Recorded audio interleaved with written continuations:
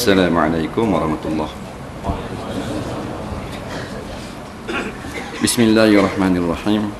Alhamdulillahi rabbil alamin. Wassalatu wassalamu ala asyrafil anbiya wal mursalin Sayyidina Muhammadin wa ala alihi wa sahbihi ajma'in. Subhanaka la ilma lana illa ma 'allamtana innaka antal alimul hakim. Wala haula wala quwwata illa billahil aliyyil azim. Kita sambung ke surat berapa?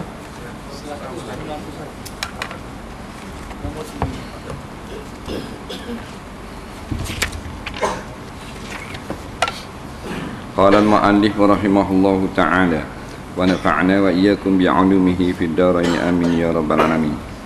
Kata pengarang rahimahullahu ta'ala, yang ketiga daripada keluarga yang baik dan mulia, yakni sifat-sifat yang dianjurkan oleh syarak kita cari yang ada pada calon isteri. Yang ketiganya daripada keluarga yang baik dan mulia, kerana ia akan mewarisi akhlak yang baik dari keturunannya dan dari lingkungannya, di mana Rasulullah SAW telah bersabda, yang maksudnya, takutlah kamu menikahi perempuan yang cantik lahir daripada keturunan orang yang jahat. Jadi yang pertama itu nombor satu agama lah. Nombor satu agama. Apa benda pun nombor satu agama lah. Dia nombor satu waktu. Dia ingat sama, apa benda pun agama ni nombor satu. Agama ni mahal pada nyawa kita. Nyawa mahal sekali dah. Kalau orang kena sakit, berobat ratus ribu tak apa. Tapi mahal agama ni. Jadi kalau kita bawa agama tu nombor satu semua tak apa. Dalil agama tu nombor satu, kita disuruh takbir Allahu Akbar. Allahu Akbar tu agama lah. Mana mu yang paling besar. Hak lain daripada Tuhan, makhluk ni lah, kerja, anak, bini, jawatan, cari makan, pitih, tanah air, hak tu nombor keriang, kecil tu. Hak besar sekali Allah. Dan sebut pula dalam hadis yang selalu kita dengar, tunkahul mar'atu di arba'. Biasanya dikahwinkan perempuan itu dengan 4 sebab. Li jamaliha, kerana comel. Wali hasabiha, kerana keturunan ni mulia. Wali maliha, kerana hartanya. Wali diniha, kerana agamanya. Fasfat bizatidin taribat yadak au kama qala. Kalau kamu pilih hak agama nombor satu, maka hak tu yang terbaik. Jadi yang ketiganya daripada keluarga yang baik dan mulia. Bukan wajib, sunat. Sunat. Sebab Rasulullah SAW suruh berhati-hati perempuan yang cantik tapi keturunan yang tidak baik.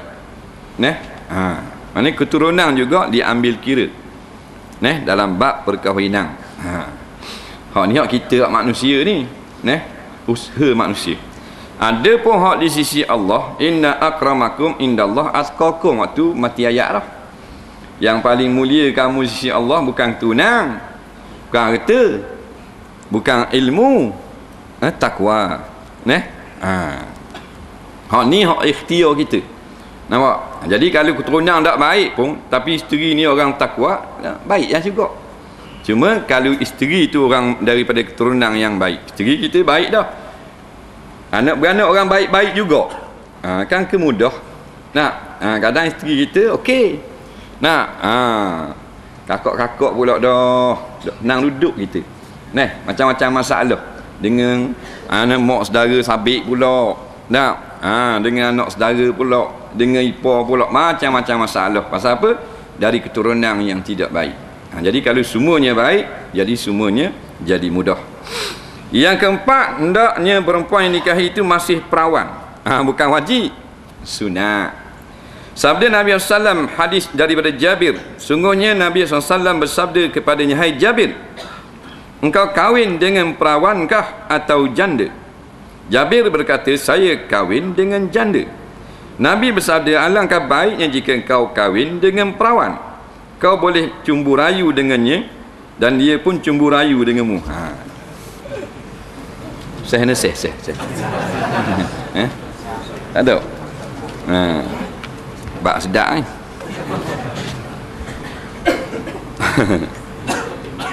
Di sini menunjukkan tingginya pribadi Rasulullah sallallahu alaihi wasallam.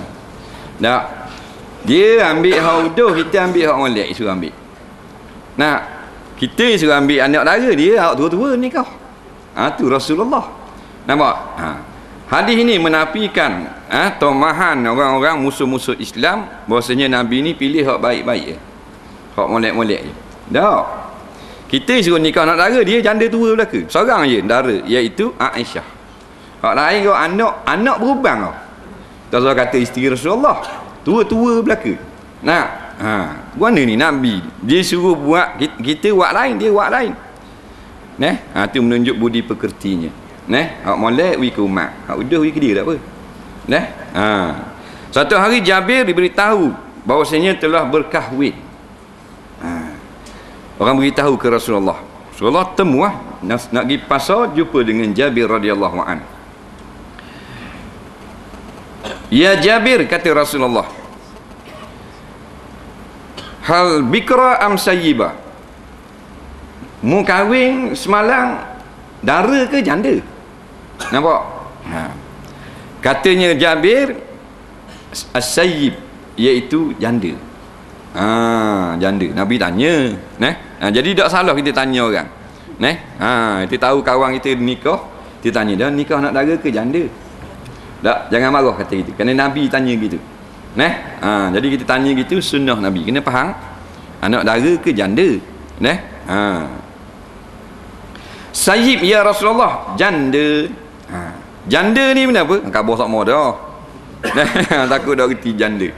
Janda ni isteri ataupun perempuan yang belum pernah disetubuhi, walaupun pernah berkahwin beribu kali. Dikira anak dara. Dara. Janda yang pernah disetubuhi. Walau nampak tu janda. Sekali lagi. Dara ialah perempuan yang belum pernah dijima' walaupun acak kali berkahwin. Manakala janda yang pernah dijima' walaupun sekali seumur hidup. Jadi dalam kes janda berhiah, hakikatnya di segi syarak dara. Kita ni suami yang kelapang. Nampak? 7 orang nikah dengan dia. Tak ada jimak bersekali, pendek umur belaka. Tengok piak mati, tengok piak mati. Umpama kita panjang umur sikit, hak ketujuh. Suami yang ketujuh panjang umur sikit. Haji tu. Tak apalah ketujuh pun tak. Pasal kereta kau dah naik. Mari tengok beli mati. Tak dah gohik balik. Jadi nikah cerah dia dekat 2 tiala laki. Tapi tak pernah jima'. Tu dara, faham baik? Dara. Anak dara dia panggil. Jadi bila dengar Jabir ni nikah dengan janda, Nabi kata halal bikra. Kenapa tidak anak dara? Tula'ibuka wa tula'ibuha. Nampak? Kalau mu nikah dengan anak dara, dia bermain-main dengan kamu, kamu bermain-main dengan dia. Maksudnya kalau orang muda-muda ni, anak dara ni, dia boleh main. Kalau janda orang tua-tua dia tak boleh main. Nikah pasal nanak nasib gitu je lah. Main tak ada main dah. Nanak nyapu nanak, nyapu dah orang cetong itu. Tapi bapak pun dah agak dah.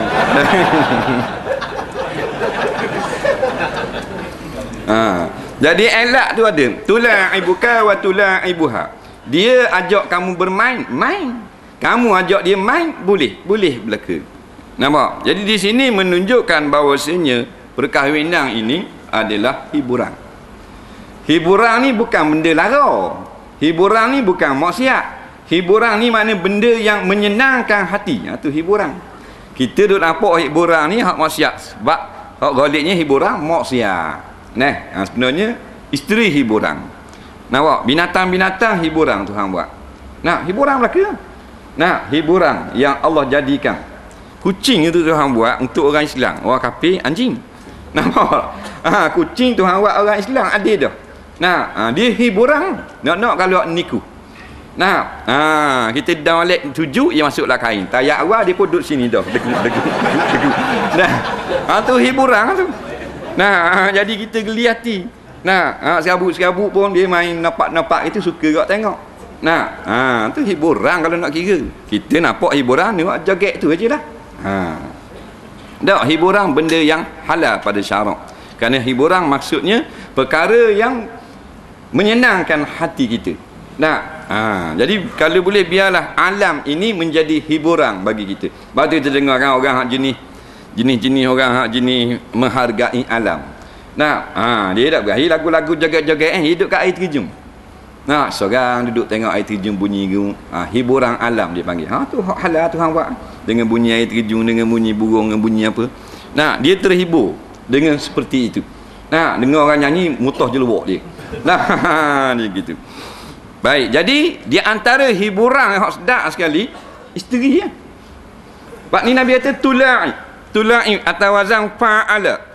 Yufa'ilu, tufailu, tula'ibu. Makna saling bermain-main. Kita main, dia main attack. Kalau main sebelah tak kau. Sebelah dia main. Dah bini tua. Ajak main pun hak kita nak galak tak boleh. Main cakap dah, cakap. Main kerja-kerja suka. Sebab isteri kita, bila hiburan isteri tu hiburan, maka hiburan hak lain tak suka. Hak ngaruk-ngaruk. Sebab bila muda suka main. Balik kerja kata nek. Yang main badminton. Okey. Main badminton. Dapur ke dalam rumah. Degung. Semeh masuk dalam gula. Kan seronok tu. Bunyi gedung-gedung tahu rumah. Dia kan kata balah sok mo. Orang kan balah main badminton bodoh. Dia kata balah. Dah tu hiburan. Habis main badminton main kerja pula ya, main kerja gambar, main tunusu. Kan suka tu bini muda umur 18 baru. Kita balik dari surau taruh kitab cari dia. Yang ada. Kat mana Dia kata kalau pandai cari. Nabi kata, tapi Nabi tak kata main tunusu. Nabi kata itulah bukan saling bermain-main. Tu cerita nak tolong tafsir. Kan seronok tak? Kita buka tengok dalam robot tak ada. Dalam tisjuk tak ada. Tengok bawah mesin basuh tak ada. Duduk dalam mesin basuh. Dia duduk dah. Kan suka. Tu makna bermain-main. Ngatuk mata dah tengah-tengah malam. Nak main benda pula. Pukul 12 ni PlayStation. Tak apa-apa main bergambar kereta. Lepas tu pukul 2 main lain pula. Mu suka sama pula. Nanti contoh nak khabar. Dah kalau tua. Janda tua umur 67 bini. Main bergambar main bergambar. Dan 2 kali pusing meja bang tanah. Yang orang CS dada. Panggil ambulan. Jadi itulah. Nabi anjurkan kahwin dengan anak dara. Maksud anak dara ini juga kata tafsiran ulama yang muda.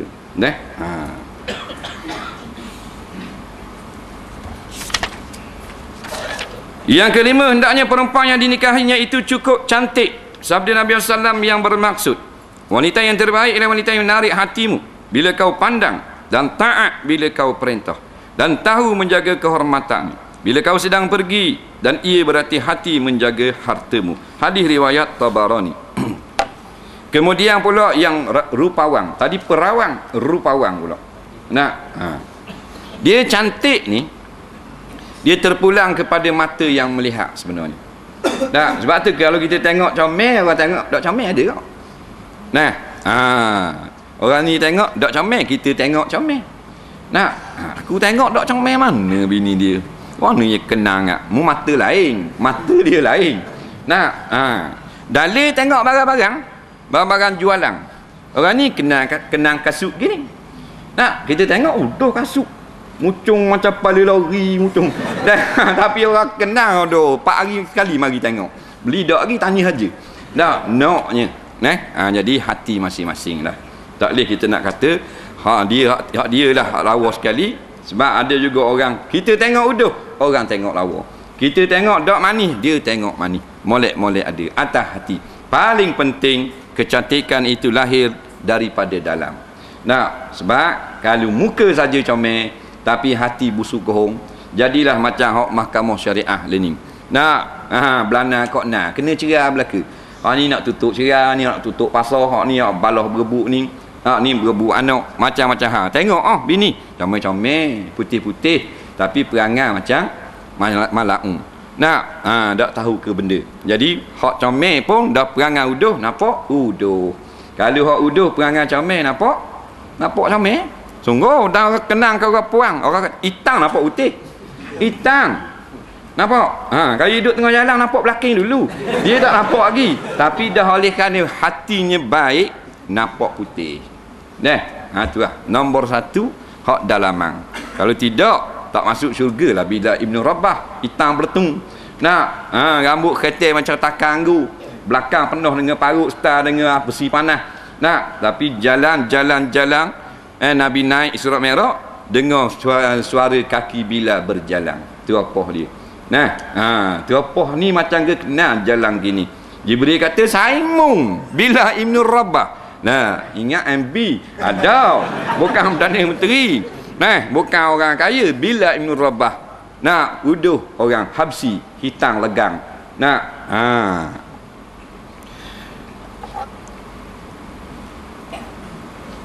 Wanita yang terbaik ialah wanita yang menarik hatimu bila kau pandang. Jadi biar kalau boleh lah orang perempuan ni, tapi payah lah. Dia comel masa kita belum kahwin. Bila lepas kahwin kita tengok tak comel. Betul tak? Kebanyakan gitu lah. Nampak? Sebab salah orang puang kau. Kadang-kadang lah masa dak kahwin tu maknanya beraluhnya layang kita. Makan minum kan, kita pergi rumah dia kan masa tunang. Dia pun tubik kan bawa mak beraluh bawa air. Tunang mari. Mak dia tu waktu tubik lah tunang mu. Waktu tubik lah. Tepung buku. Tak? Beraluh letak jeput makan bang. Orang sedap kan dengar. Kita hak dia wahi tepung buku. Ngeda-ngeda pisang puan. Pasal apa? Layanan bagus. Nampak? Boleh dua orang anak nak makan nasi ke tak? Tak. Orang puang kau. Bodoh sama. Jadi lain dia gitu sama lah. Tapi orang lelaki jahat juga. Tengok masa berkapal, masa berkasih, masa bertunang, masa bercinta. Tengok gendong tu. Pada hadap kena lepeh pun seterik je, tangan tarik buat paut gini. Nampak? Warna kemah sangat bang. Kayak kita takut jatuh berdembot. Tu baru kasih. Berat nikah boleh 8 bulan. Bini pun sini baru tangan. Galak ni. Nampak dia kata. Orang lelaki pun jahat kau. Ni kata galak. Dah biarlah. Kawan tu bukan tak mau peluk. Dah gemuk dah ni. Dulu boleh peluk ni duduk atas pelik belakang. Pegang gitu je.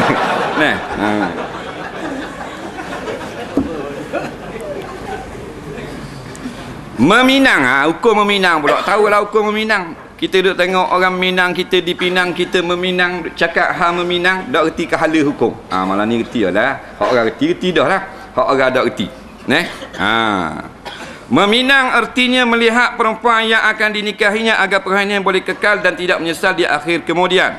Meminang hukumnya sunat kerana berdasar dari sabda Nabi SAW. Apabila seorang di antara kamu meminang seorang perempuan, sekiranya ia dapat melihat perempuan itu, hendaklah dilihatnya sehingga bertambah keinginannya kepada perkahwinan. Hadis riwayat Abu Daud dan Ahmad. Baik. Meminang hukumnya sunat. Khitbah dia bagi. Dalam Islam dipanggil al-khitbah. Kalau al-khutbah memberi ceramah, khutbah baca khutbah. Al-khitbah kha baris bawah, makna meminang. Meminang ini iaitu kita nyatakan hasrat kepada pihak perempuan untuk mengambilnya sebagai isteri. Sama ada kita sebut nak ambil sebagai isteri atau yang semaksud dengannya, itu dia panggil meminang. Bila kita kata gitu, pihak perempuan tu jadi tak tunang kita? Acu jawab, saya berhasrat menjadikan awak sebagai isteri saya. Tu panggil meminang. Nampak? Lepas tu jadi tak perempuan itu jadi tunang ke tak lagi? Tak lagi. Baru meminang, belum diterima. Mai kata gitu jadi tunang lalu berat nanang. Nampak? Apabila pihak perempuan mengatakan persetujuan, maka jadilah perempuan itu tunang lelaki ini. Nampak lagi? Pihak lelaki menyatakan hasrat nak ambil sebagai isteri. Nah, contoh ataupun yang semakna dengan dia, saya nak berhasrat nak ambil awak menjadi isteri saya, itu dipanggil meminang. Banyak lagi contoh, banyak. Saya nak jadikan awak sebagai pasangan hidup saya, meminang juga. Sudikah awak menjadi orang rumah saya, meminang. Saya berkenan sungguh kepada awak, meminang juga. Allah Rabbi, apa gitu semua baru kita faham benda makna meminang. Nak atau katanya maknanya ayah kita, saya sukalah nak jadikan awak sebagai menantu saya, meminang juga. Pasal ada maksud yang sama, iaitu nak jadikan dia isteri kepada seseorang. Nampak? Tapi orang yang berkata hendaklah tuan punya tubuh ataupun diwakilkan oleh tuan punya tubuh. Kalau orang lain tak ada kena-mengena, tak panggil meminang. Dia gitu. Tak ada orang wakil pun. Sudikah awak menjadi bini saya, meminang tu. Saya berhasrat nak hidup bersama awak, meminang tu. Bila kata gitu, tidak ada orang perempuan itu masih lagi boleh dipinang oleh orang lain. Yang haram ni meminang tunang orang. Bila kita menyatakan hasrat baru meminang, dia belum menjawab, maka belum jadi tunang. Bila belum jadi tunang, tidak ada hukum haram orang lain masuk meminang.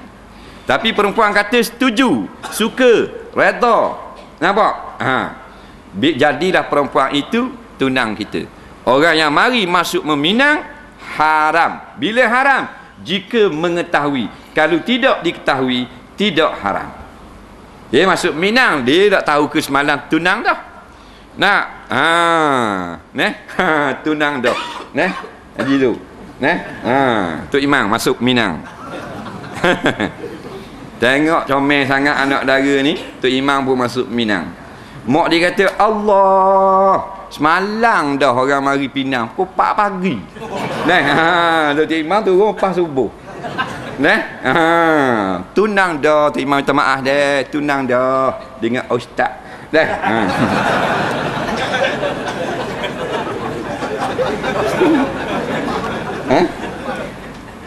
Pak pagi.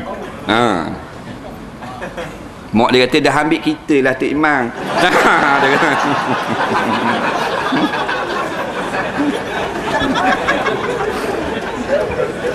Tu. Jadi bila orang masuk minat, buat contoh 4 pagi tu nak khabar kada ni. Nang 4 pagi. Paisa tapi khabar nak maknanya dulu dia dah. Dia dulu dah. Ni baru khabar, dak haram pasal dak tahu. Dan yang kata haram meminang atas pinangan orang, tahu dah tunang orang, pinang juga. Situ baru haram. Sebab tu bila anak kita atau perempuan ini telah menjadi tunang orang, sunat diiklan. Sunat iklan. Iklan cara orang Melayu ni buat makan. Buat jamuang sikit. Buat jamuang. Bila buat jamuang, walaupun 10 orang mari, cerita 10 orang akan jadi 20. Jadi tersebarlah cerita malam tak pergi makan akak orang Minang. Anak orang ni. Oh, tunang orang dah. Jadi berkembang cerita. Supaya tak terjadi tersalah masuk meminang perempuan yang telah menjadi tunang orang. Bila jadi tunang, maka sah nikah dengan lelaki lain. dan lelaki ini sah nikah dengan perempuan lain. Faham baik? Nah, sebab meminang bukan menikah. Meminang makna macam cuk je. Tanda sungguh. Bukan main-main. Nah, nah, gerang tak boleh lagi. Macam baru kita tengok kereta. Nah, cuk tu tinggal piti lu deposit 200 ya. Nak juga ni Nissan Sunny ni. Nama kenang lama tu. Dengan wi orang lah. Nah, tanda aku nak sangat ni ambil 200 ya lu. Dak Wak Isang baru boleh dengan JKK tadi.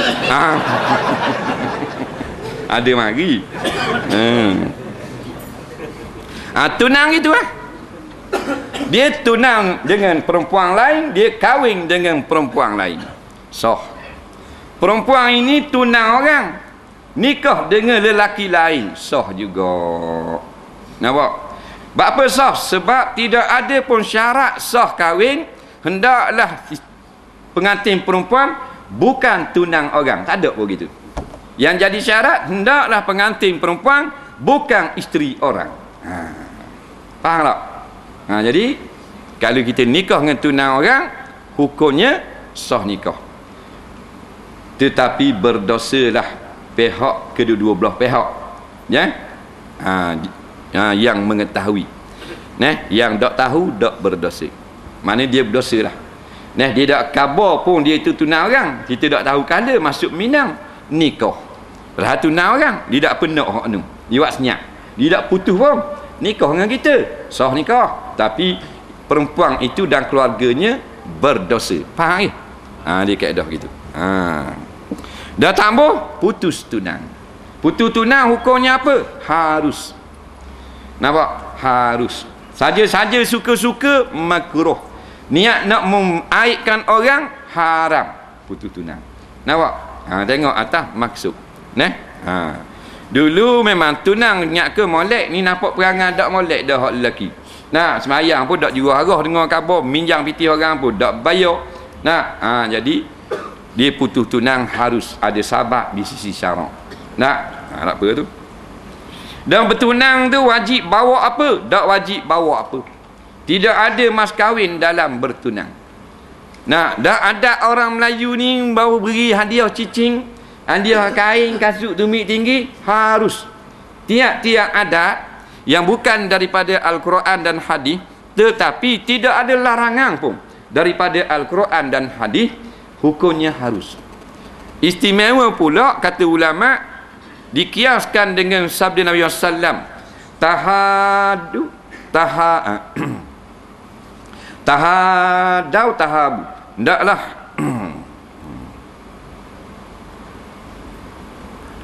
tahadu tahabu, hendaklah kamu sentiasa suka saling memberi hadiah, kerana saling memberi hadiah itu menarikkan rasa kasih sayang. Nampak? Jadi Nabi tak kata beri hadiah masa-masa mana. Jadi dalam kita dah sukanya ke hak puang ni, hak puang pun suka ke kita, bila tunang beri hadiah. Nah, kita bawa hadiah cicing, buah anggur, buah lima, kain sepasang, hadiah, saling memberi hadiah. Dia pun balas juga, cicing sebetul, kasut boksa kata lebih se. Tak ada masalah. Pasal apa dah kita tu kasmi. Nah, dia hadiah gitu. Nah, jadi saling memberi hadiah, maka niscaya akan salinglah rasa kasih sayang antara kita. Jadi sunat jugalah memberi hadiah ketika meminang ini. Nah,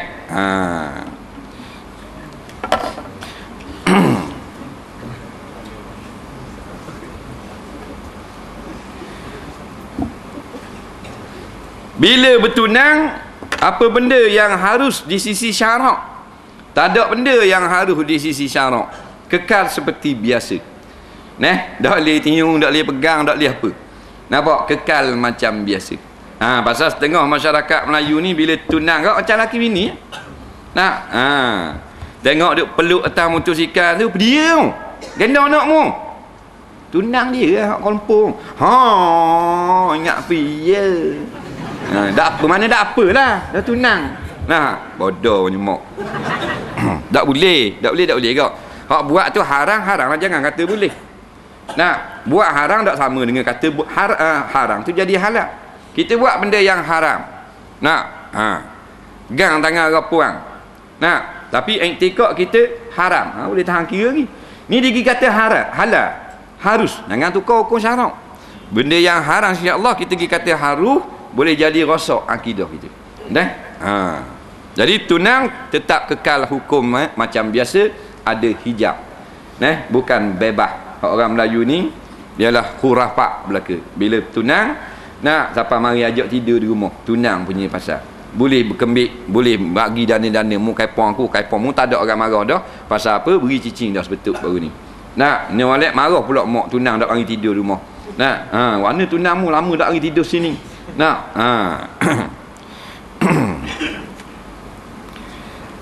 Jadi apabila seorang antara kamu minang seorang perempuan, sekiranya ia dapat melihat perempuan itu, adalah dilihatnya sehingga bertambah keinginan kepada perkahwinan. Jangan kita bertunang tak tengok. Kata ada perempuan seorang nak tunjuk tak dia tunjuk lah, comel tak? Comel. Tak apa comel lagi kira jadi selalu. Orang khabar kata aku nak sudi meminang dia. Orang pun khabar, dia pun setuju. Hukumnya makruh. Tak tengok dulu. Pakai nikah dah. Sebab apa makruh? Sebab di antaranya bila kita pergi tengok, rasa keinginan itu bertambah. Dan kadang-kadang rasa kasih lebih daripada biasa. Hak patutnya tak macam mana jadi suka dah. Jadi tu kadang-kadang membawa mudarat tak tengok. Pakai jadi nyiwak macam kiring kasut. Kiring baju, kiring seluar. Kiring beli aku baju t-shirt lah, warna-warna pun. Kawan tu nak pergi Singapura. Balik beli pakai dak padang berlebihannya. Jadi tak ada manfaat. Dia kata kau anda lah sarah puang aku setujulah ke. Tu nikah tak tengok. Masuk dalam bilik terjun kau tikar lagi. Dak mengata perempuan ke beroza tubuh ni. Nunggu gitu. Rapak tembok. Jadi bila tengok dulu barulah. Jadi kita pergi tengok orang perang, hukumnya sunat. Bila? Jika ada niat nak jadikan isteri. Tengok di mana? Di mana saja. Cuma badan dia ada perenggang, muka dan 2 pergelangan tangan. Jangan tengok punggung. Kita pergi tilik habis. You buat macam tengok kereta. Pegang bumper. Kita tengok bonet, side skirt dah boleh pegang itu. Tu kereta. Orang tak boleh. Tengok depan saja. Tengok kot depan, tengok lapu, boleh tahan kira. Orang lain nak jamah tu suruh wakil orang lain jamah. Tak pasal sungguh. Harus tengok. Kita saja-saja pergi tengok sama orang. Assalamualaikum, waalaikumsalam. Nak tengok anak makcik waktu duit. Dan tujuan dia saja tengok puasang. Orang tak boleh. Dia kerana niat nak meminang baru boleh. Niat nak meminang. Maksudnya kalau kenal nak jadikan isteri, boleh tengok. Di rumah, di patah, kedai boleh berlaku. Jangan waktu pergi suku. Mana dia pergi jalan patah dengan mak dia. Petang-petang main papang gelosok. Kita duduk bawah papang gelosok tengok. Comel juga. Mana tengok dulu orang. Dia pergi beli kedai pergi beli pasar, kita duduk bawah meja ikan. Tengok. Baru puas hati. Maknanya dengan kebenaran atau tanpa kebenaran halal berlaku. Syaratnya muka dan 2 pergelangan tangan. Hak lain tak boleh. Hukumnya halal. Tengok tanpa kebenaran. Skodeng. Tak boleh duduk atas tangga mau dia, kita lalu dengan cakap tengok. Nampak? Dia tengok, kita tengok tak lain. Dia tengok tak lain pula, kita tengok tak ke dia. Benar? Dalam pagi, dalam sungai tu. Dalam sungai. Boleh juga hukumnya harus ingat tu. Tengok dia jadi lain semangat. Ada sehari budak ngaji pondok. Orang kata tunjuk seorang muslimat pasal nak ngaji, kuat sangat nak ngaji. 3 tahun dah duduk pondok. Baru boleh dah nahu-nahu sikit-sikit boleh dah. 3 tahun dah duduk. Kemah molek dah ni, tak gerak dah ni. Orang pun kata nak tunjuk muslimat ke. Seorang kalau nak pasal orang suruh tunjuk. Aku nak ngaji lagi. Banyak lagi aku nak duduk sini. Faham? Tengok dulu. Tambah saya tunjuk aku tak mau nikah lagi. Aku nak ngaji kitab dulu. Nak aling dulu. Tengok dulu bah. Tengok gak sekali. Bila tengok, buku habis kitab-kitab balik. Ni cerita benar. Faham? Bukan nak melawak kemung. Dia kata nawak natang ni. Dah, cerita betul. Cerita betul. Dak ngaji terus balik. 3 kotak balik. Nampak? Tu pun tinggal juga ada tinggal. Panjang tinggal terus minum. Kitab-kitab. Pasal tengok punya pasal. Lepas tu Nabi bila kita tengok, dia akan jadi bertambahlah keinginan kepada perkahwinan. Kita berhenti kat tu. Akan tetapi wallahu a'lam.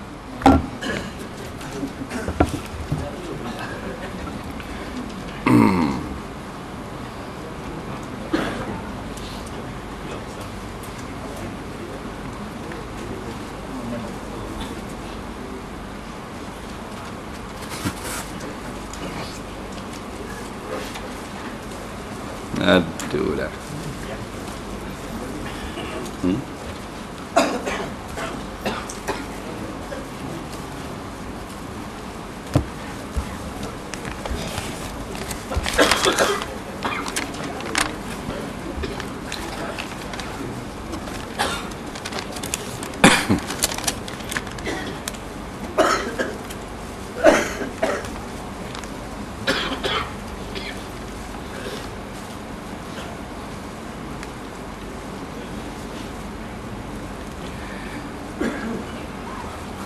Soalan yang pertama.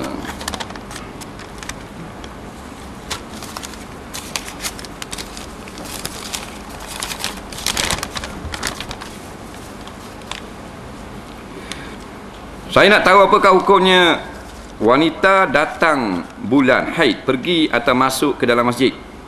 Ada setengah pihak cakap tak menitis. Tidak menitis ke dalam masjid tak apa. Saya nak tahu apa hukumnya. Jadi ada orang khabar ke dia, perempuan haid boleh masuk dalam masjid dengan syarat tidak menitis darah haid ke dalam masjid. Dia nak tahu hukumnya. Dengar molek. Perempuan yang haid haram masuk duduk di dalam masjid kecuali lalu sahaja. Nampak? Menitis darah itu tidak kait dengan duduk, tetapi kait dengan lalu. Mana perempuan yang haid boleh litah di dalam masjid dengan syarat tidak menitik darahnya mengotorkan masjid. Lalu saja, tak boleh singgah. Ada pun singgah walaupun tak menitis darah, hukumnya haram. Nampak? Lalu saja boleh. Umpamanya dia nak potong kat dalam masjid, nak balik ke rumah dia leknung, parking lekning, nak lalu kat luar, ada orang lelaki ramai leknung, nak dia buat sembelih lembu ke apa semua, dia pun potong kat dalam masjid, balik di rumah dia. Jadi dia tu haid, boleh lalu, jangan berhenti. Faham? Dia tadi tak haid lagi, kuliah subuh, habis kuliah subuh baliklah dia. Bila balik tengok tinggal beg tangan pula di masjid. Mari semula ambil. Dalam hari tu kejut orang hang tu beg haid. Umpamanya. Jadi boleh masuk ke tak? Boleh. Jangan berhenti duduk kat beg tu, masuk dalam masjid, ambil dan terus keluar. Mana tidak singgah, supaya menepati firman Allah, illa amiri sabilin, sekadar lalu sahaja. Soalan seterusnya.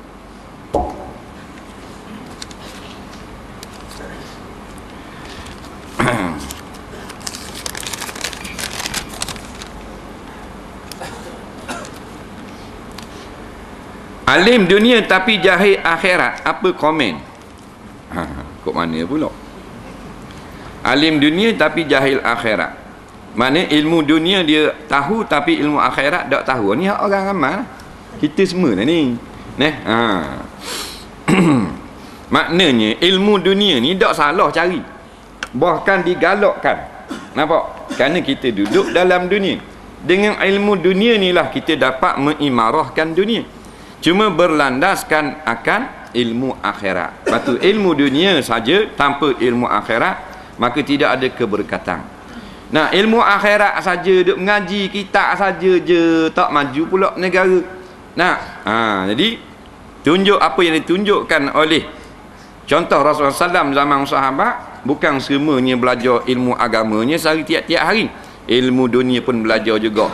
hak ni ilmu menunggang kuda, hak ni ilmu tukang buat pedang, hak ni bagian buat besi ni, banner rumah. Macam zaman sekarang hak ni jadi arkitek, hak ni jadi lawyer, hak ni jadi cikgu, hak ni jadi pegawai bank, hak ni jadi kontraktor, kena ada belaka. Bukan wajib kena belajar ilmu agama semua sekali.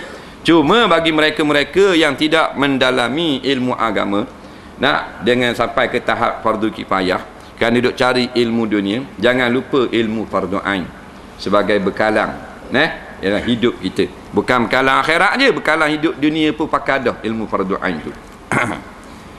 Saya mempunyai seorang anak perempuan baru belajar di U. Akademiknya memang tinggi, tapi kalaulah agama dia sangat jahil. Ajak mari dengar kuliah tak mau.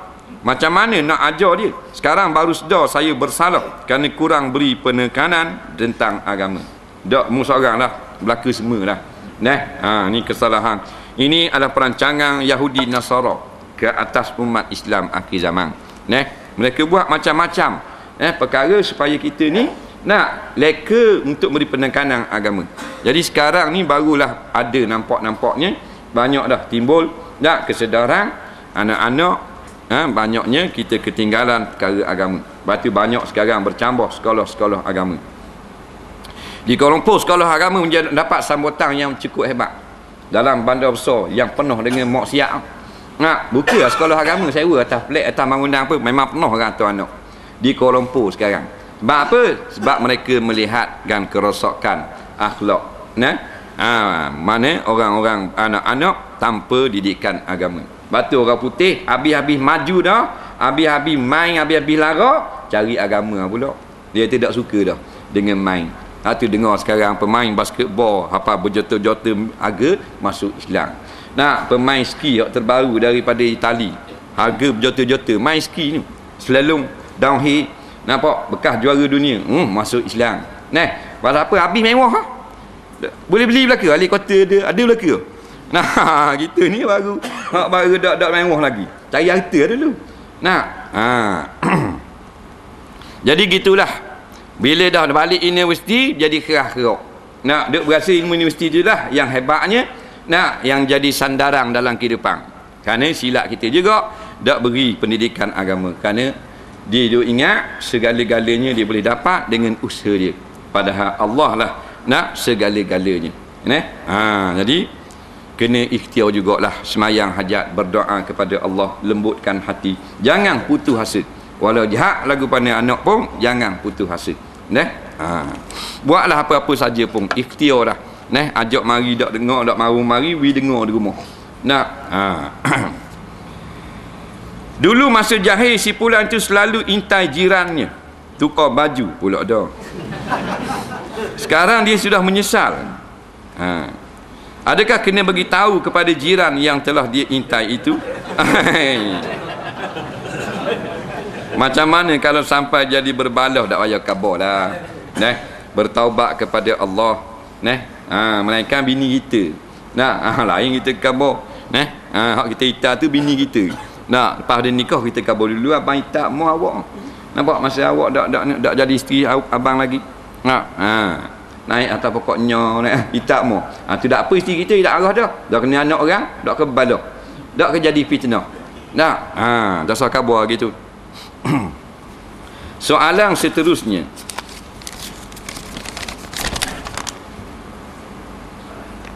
saya nampak orang tua bawa tongkat dengan berpakaian sunnah berjalan kaki di hadapan madrasah.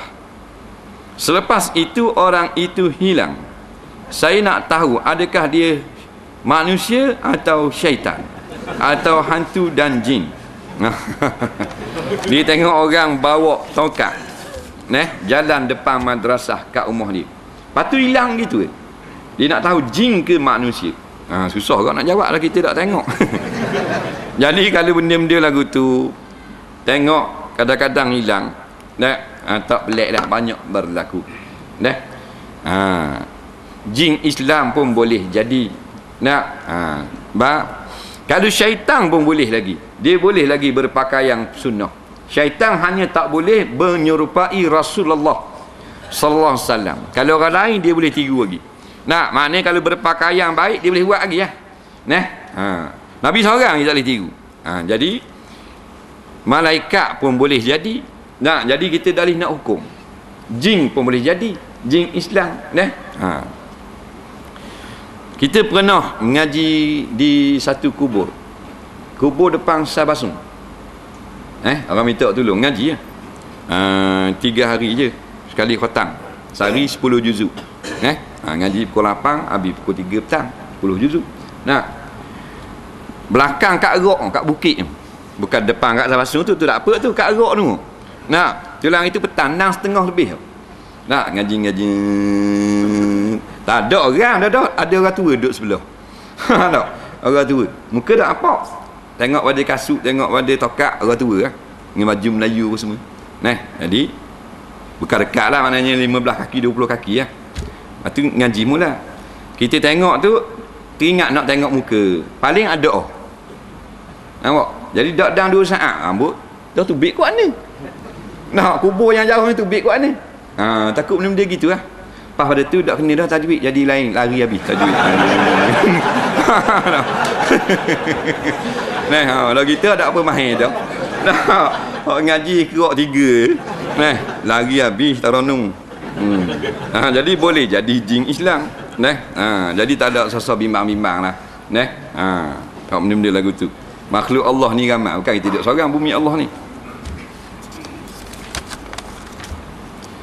Ada orang kata syaitan akan lari sambil melanggar pokok dan bukit. Allah. Bila mendengar laungan azan, maka ada yang meraung sakit kerana cedera parah, patah tangan dan patah tulang. Kok mana pula dia ambil ni? Dia tak je dengar lagi ni. Yang sebut dalam hadis, bila dilaungkan azan maka akan larilah syaitan itu sampai terkentut. Tu ada lah. Tapi langgar bukit, langgar tiang tak jumpa lagi. Tapi mungkin juga tak mustahil. Dah lari dapat ketuk ni, lari takut sangat. Tetapi mereka ini syaitan akan sembuh dari patah-patah itu bila ada orang Islam yang kencing berdiri. Air kencing itulah yang jadi obat mereka. Betul tak? Tak betul. Dia benda ni, dia nas, kena Quran dengan hadis. Jangan main reka-reka. Bila Nabi tak cerita barang raib, kita tak boleh cerita. Nampak? Jadi setakat hak Nabi cerita je lah. Air kecing orang kencing berdiri ni boleh buat berobat setan. Nampak? Tak dengar lagi. Kalau ada hadis tu, dang di ulama lah. Takkan dang kita dulu. Ulama dia kaji hadis. Tak ada pun hadis dalam bab kencing berdiri. Yang adanya Nabi larang kencing berdiri. Mazhab kita kata makruh. Mazhab Hanbali kata haram. Tu saja je.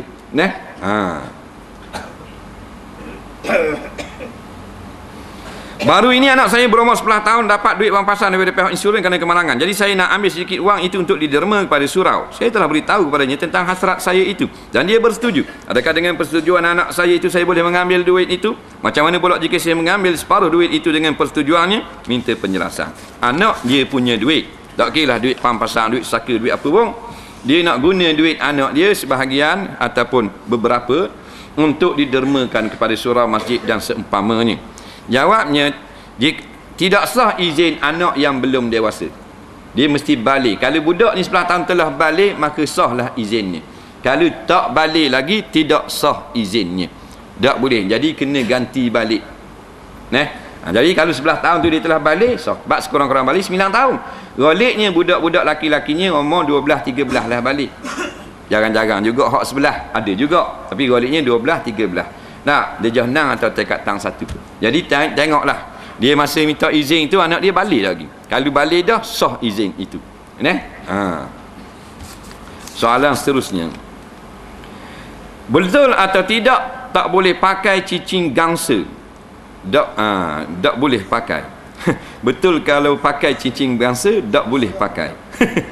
Alhamdulillah. Bolak wong sekali. Jadi cincin gangsa. Jaga boleh kalau cincin gangsa. Gangsa boleh, suasa tak boleh. Bukan gangsa, suasa. Suasa ni belum ada lagi ulama yang mengatakan harus. Jadi sebaik-baiknya jangan pakai cincin suasa.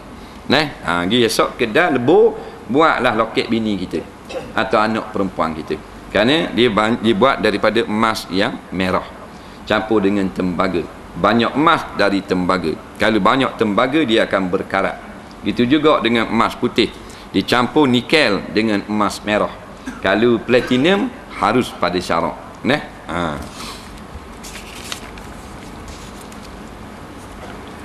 Saya ada berkawan dengan seorang perempuan. Saya tak berkapal pun dengan dia. Mesej sekali-sekala saja. Dan berjanji nak kahwin dengan dia. Dia pun janji nak tunggu saya. Dosa tak saya? Saya tak pernah dating pun dengan dia. Dia pun budak sekolah agama. Dia pun mari dengar dekat ustaz mengajar.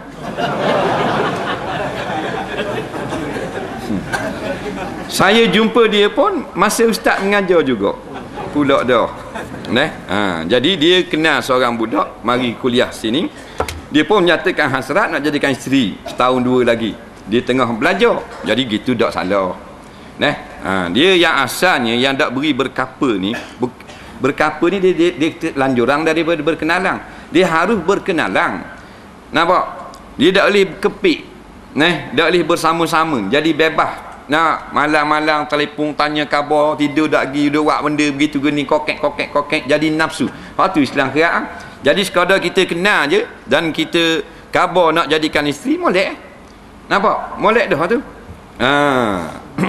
Dia pun jumpa tengok surai dah. Mu angguk, aku angguk balik suku-suku.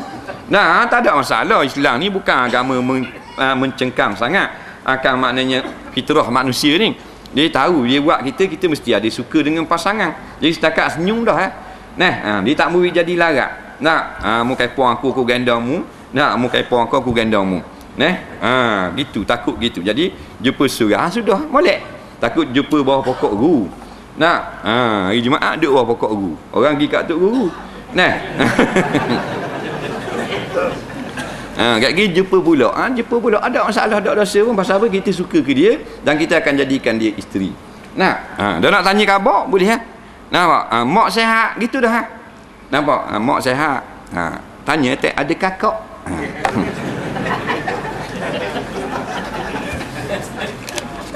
Soalan seterusnya.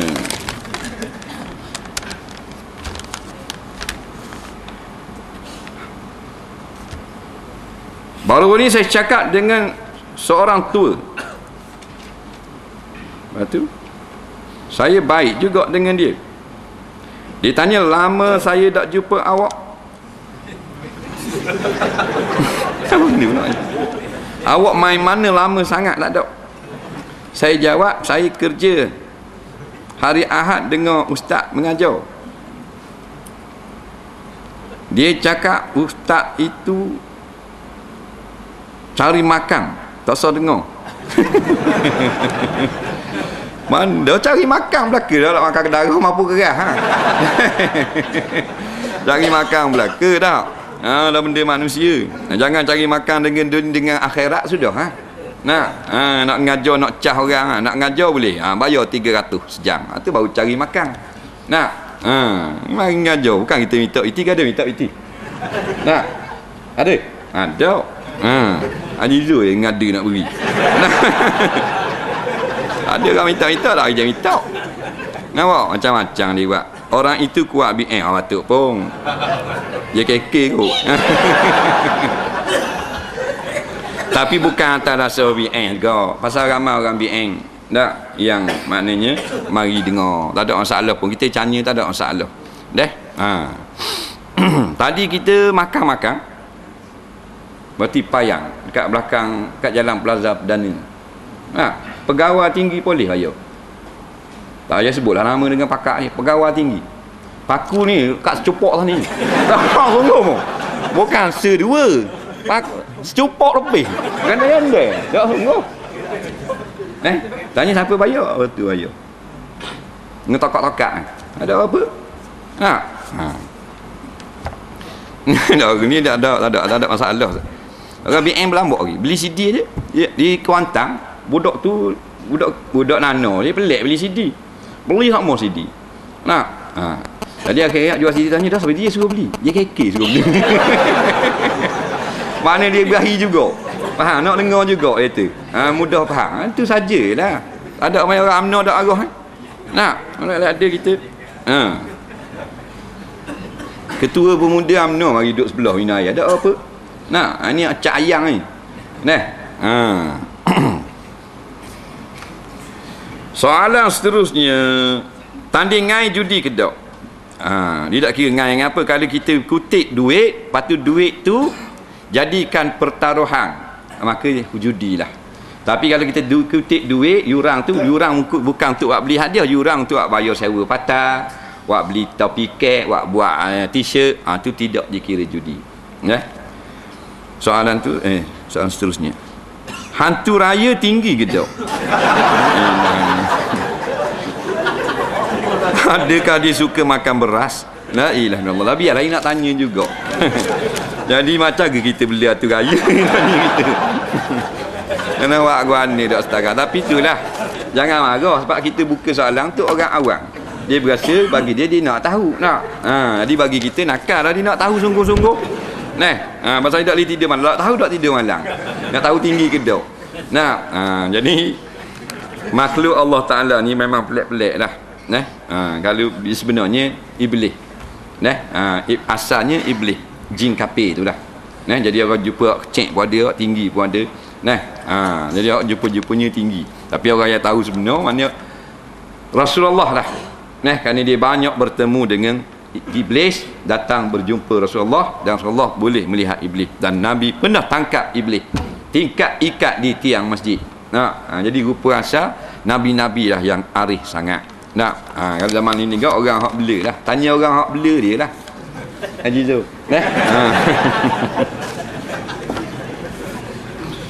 Dua keping ya, lewat lah ni.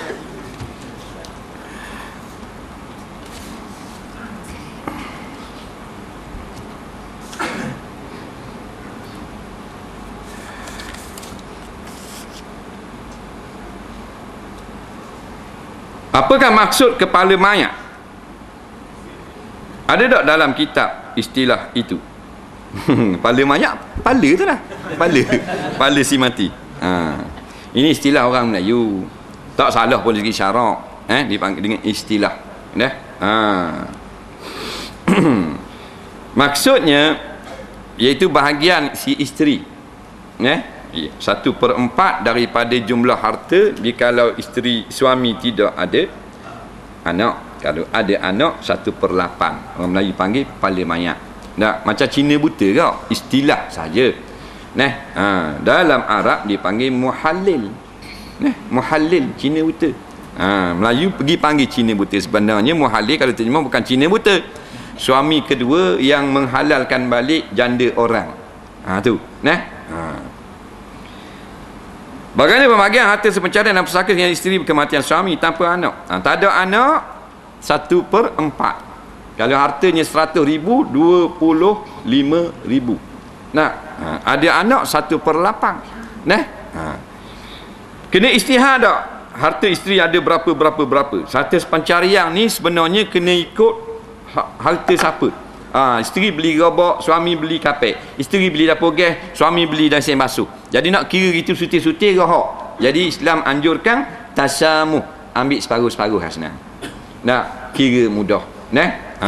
Jadi bila kematian suami, separuh daripada harta dalam rumah tu tolak suku dulu bagi yang harta pencarian isteri. Hak separuh itulah faraid.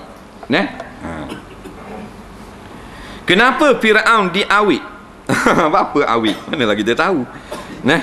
Jadi mayat orang dulu-dulu, kalau bahan-bahan tu lama sejarah, dia awit. Kalau zaman Firaun, di antaranya ditulis dalam sejarah, raja-raja Mesir ni, Firaun lah mengatakan Mesir, keturunan dia memang kalau mati dia susang dah, supaya dia awit, supaya dia nak kekal sepanjang hayat sampai bumi kiamat pun dia tak muacuk. Ini cita-cita orang kafir. Nampak? Sedangkan Islam tak suruh buat benda macam ni. Kerana bila kita mati, biarkan ia hancur jasad. Allah akan bangkitkan jasad yang baru dengan roh kita di hari kiamat. Tapi dia ni jenis nak hidup lama, mati sekalipun suruh awit juga, biar molek, biar tak nampak acuk, dan rakyat tak benar awit. Nak menunjukkan hebatnya dia, rakyat acuk, mayat dia tak acuk. Padahal dia yang suruh buat. Itu sajalah hikmah dia. Terangkan bagaimana Nabi hidup dengan jasad dalam kubur. tak boleh nak terang. Ulama kata tak akan mencapai hakikat. Macam mana hidupnya para nabi, para rasul akan hidup yang sempurna di alam barzakh? Kita jawab, oleh kerana datang sebut dalam Quran, dalam hadis, para nabi, para rasul ini hidup dengan hakikat yang sebenarnya di alam barzakh, maka hidup yang layaklah dengan keadaan mereka, dan Allah saja yang maha mengetahui. Saya ada dengar seorang ustaz kata nabi puasa tak macam kita. Nabi start puasa subuh dan berbuka pada esok hari. Kita berbuka pada azan maghrib. Betul ke tak? Tak betul. Nabi berpuasa subuh dan berbuka maghrib. Ustaz ni kata Nabi berpuasa subuh, esok ni pula baru buka. Tak betul tu. Kalau tak ada makanan, bukan makna meneruskan puasa, tak ada makanan. Sebab Nabi ni dia tafsir bagi Quran. Nampak? Quran kata summa atimmus siyama ilal lail. Sempurnakanlah akan puasa sampai lail, sampai tenggelam matahari saja, maghrib. Jadi hak datang dalam hadis, maghriblah waktu berbuka puasa. Apakah syarat nak jadi seorang pengkuliah agama? Wajibkah alim macam ustaz pula dah? Dia nak jadi pengkuliah agama. Jadi apa-apa pun dunia pun dia kena tahulah sebelum kita nak memberitahu. Lepas tahu baru boleh memberitahu. Kita nak khabar, bukan kata nak ngajar, nak khabar rumah orang. Orang kata Assalamualaikum, Waalaikumsalam, boleh tak tanya rumah Pak Mak? Kita nak khabar tu boleh, dengan syarat kita kena tahu dulu rumah Pak Mak kat mana. Kalau kita pun tak tahu juga, kita nak pergi reka, tak boleh nyanyi korang. Jadi mudahlah. Simple dia. Kita nak beritahu, kita kena tahu dulu. Baru mudah kita nak beritahu. Sebab itulah dalam bab dunia sekalipun, semua kerja-kerja dunia biasanya diajar dulu, barulah disuruh buat kerja. Tidak jadi kerja. Nak gaus ming terlalu dak rajin pegang skop, tak boleh. Tengok dulu, layang dulu, pergi ambil air apa semua tak. Lepas bata dulu, tengok dulu orang buat, baru boleh gaus ming. Baru gaul. Nak melah tak boleh lagi. Tengok orang melah dulu. Main baru masuk kerja, nak kayu panjang selalu. Aduh. Kata ada rajin gaul seming, tak rajin ini seumur hidup baru pegang. Tak apa, melah lalu. Puak. Kawan tu duduk dalam 2 hari utuh di rumah. Jadi gitulah. Jadi kalau kita nak sapa agama, belajar agama. Belajar belum boleh tentu boleh sapa, belajar sapa kita retilah. Lepas tu belajar di pondok, di madrasah, belajar di universiti, biar sampai tahu banyak dan mudahlah kita nak memberitahu. Lepas tu dia kata sampai alim macam kita tu kena betul, kita tak alim pun. Kita ni khabar hak mudah-mudah je, fardu ain je. Tak macam ustaz lain, dia reti-reti sungguh. Kita ni hak ilmu hak rendah-rendah saja boleh lah. Soalan yang terakhir, mudah-mudahan pada malam ini, ni banyak lebih ni, ada lebih kurang 70 lagi. Saya muslimat berusia 26 tahun.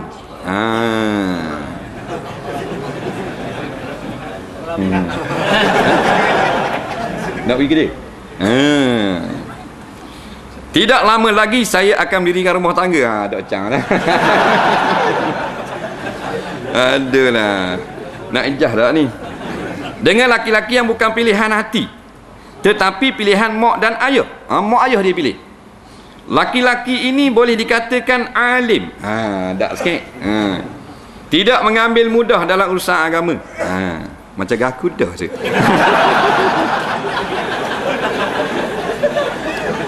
Dan selalu mengikuti kuliah. Bukan aku. Apa pandangan ustaz tentang masalah saya? Haruskah saya berkahwin dengannya? Saya rasa lelaki seperti ini bukan senang nak cari. Nak pula akhir zaman. Dah nikah sakit dulu. Dia nak dah, mak ayah dia pula pilih. Tapi bukan dia pilih, mak ayah dia pilih. Berdasarkan agama, pergi belajar agama. Lepas tu dia kata pula, dah kau ni ustaz, bukan senang nak cari orang lelaki gini akhir zaman. Dah maknanya dah mu suka nikah hari ni, tanya kau. Dah nikah dah. Nabi kata, iza ja'akum man tardawna dinah fazawwiju.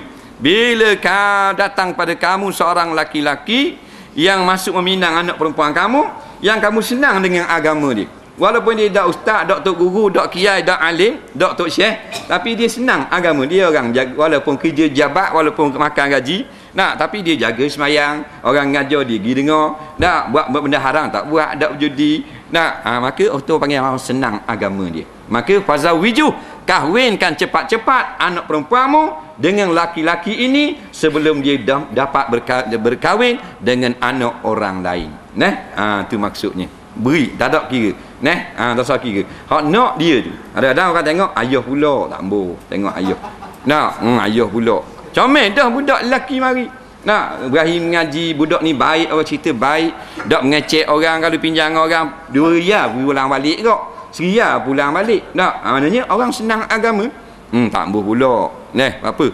Malah tu ayah dia JKK. Tak ambo. Jangan kira gitu, kita kira hak ni laki-laki baik ni. Wallahu a'lam. Bismillahirrahmanirrahim. Allahumma anfa'na bima 'allamtana wa 'allimna bima yanfa'una. Rabbana zidna 'ilma. Rabbana atina fid dunya hasanah fil akhirati hasanah wa qina 'adzabannar. Rasulullah sayyidina Muhammadin wa ala alihi wa sahbihi wasallam. Walhamdulillahirabbil alamin. Assalamualaikum warahmatullahi